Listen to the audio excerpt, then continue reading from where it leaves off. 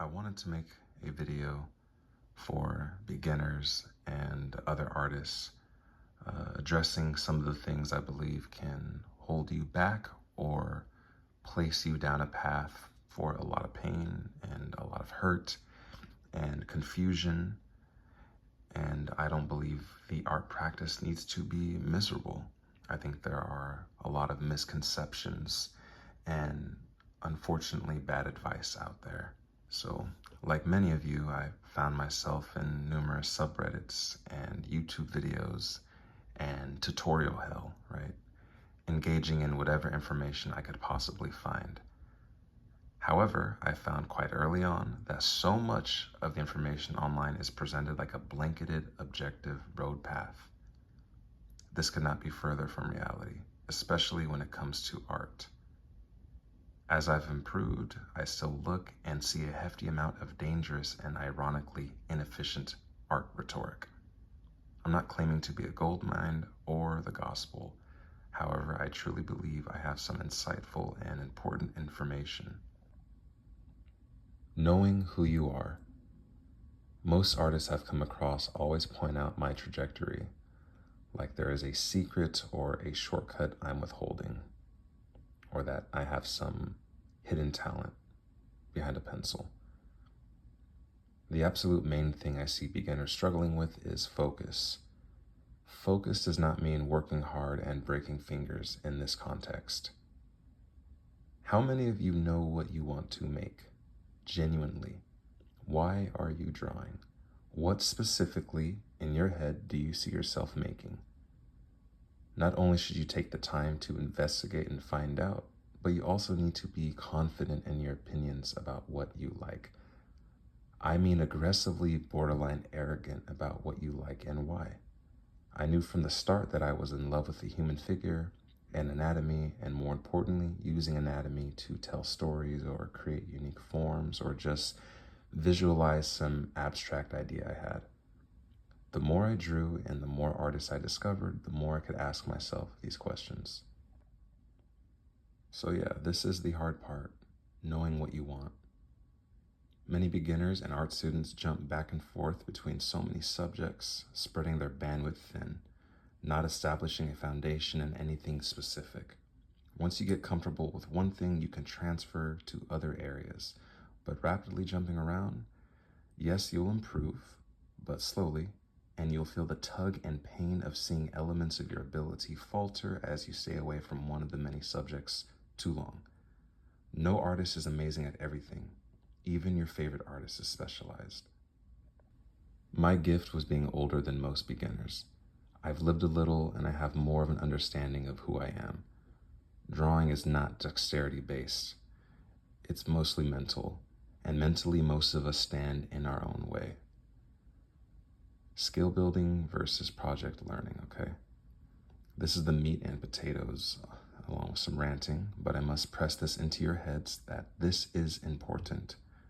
The online art space, whether it be Reddit or YouTube or courses or whatever you can find, they all advocate for skill drilling.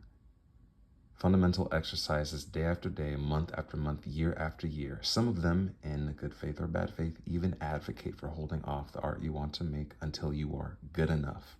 There are two massive issues here. This is a snake eating itself. Your hand will not keep up with your taste. As you improve and grow, so will your taste, which means your expectations for yourself will grow. You will forever chase a goalpost that keeps moving, and at some point you will stop having fun. You will dissociate from the exercises and studies in a way that is no longer thoughtful practice, and you'll just burn out. You only see what you're missing as opposed to what you've gained. Exercises, drills, methods are nothing more than an interactive visual diagram to help communicate an idea. They are not recipes. At the end of the day, we are smearing graphite and paint or pixels to communicate an idea. The pursuit of art is not, akin to weightlifting. You cannot brute force yourself into a healthy practice with objective workouts. It doesn't work that way. If drawing is like anything, it's more like learning a language. You can study all the vocabulary, and sentence structure that you want, but it is in the genuine attempts of using it naturally with native speakers or those who can communicate where you truly learn. As you get more confident and proficient in the language, you become more lax with structure, more simplistic, more direct. What you want to say and how you want to say it differs from the next person. The language is now used as a display, or even more so, a extension of your personality and how you think. You don't just practice for the sake of practice, but to apply it, and you apply it actively. So that takes me to the final bit here. Project-based learning, a hill I will die on.